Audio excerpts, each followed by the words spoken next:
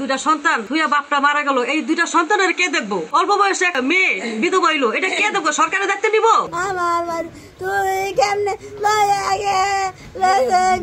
ওর উপরে সংসারটা নির্ভর করে। আজকে ওই দুনিয়াতে নাই, ওর আরেকটা ভাই ডুবাইতে মারা গেছে। বাচ্চা দুটি বাঁচবো কেমনে, ফ্যামিলিটি বাঁচবো কেমনে? ওনার দুইটা সন্তান আছে, স্ত্রী আছে। সরকারের উচিত ওনার কোনো হেল্প করা, ওনার কিছু ভরণ পোষণ দেওয়া। সেই ছায়া কিন্তু নেমে এসছে।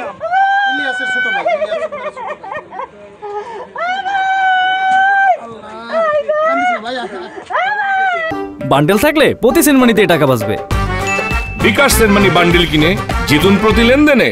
অবহেলার কারণে মানুষের জীবন টান দিছে। সরকারের সবকিছু তো গাফলতি করে, কিন্তু জানটা তো গেছে গা। আজ দুইটা সন্তান থুইয়া বাপটা মারা গেল, এই দুইটা সন্তানের কে দেখবো? অল্প বয়সে একটা মেয়ে বিধবা হইলো, এটা কে দেখবো? সরকারের দায়িত্ব নিব? সরকারের নিব দায়িত্ব? রাস্তাঘাটে পোলা মানুষজন অ্যাক্সিডেন্ট ঘটটা মানুষজন মরতাছে, এটা সরকারের দায়িত্ব নেই। দুটো সন্তানের বান নেক, ওই মহিলার বান নেক। আপনি কি দাবি করেন সরকারের কাছে? সরকারের দাবি করি, এখন আমার দেওয়ার কাছে দেওয়ার তো রাইব না। ন্যায্য যে বিচারটা, এই বিচারটাই চাই। তদন্ত করুক, হ্যাঁ, সেটাই আমরা করবো।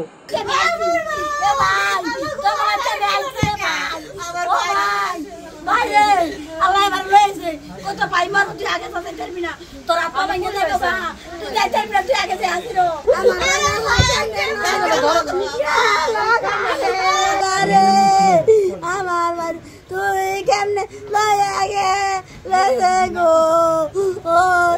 আমার ভাই রে, আল্লাহ রে, মাসে জননী আমার ভাই বলে মরে গেছে। আল্লাহ বিশ্বাস হয় না, আল্লাহ রে।